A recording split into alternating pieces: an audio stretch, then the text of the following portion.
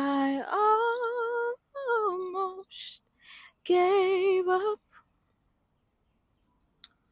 I was right at the edge of a breakthrough I couldn't see. My problems had me down. Depression weighed me down. But God held me close, so I wouldn't let go.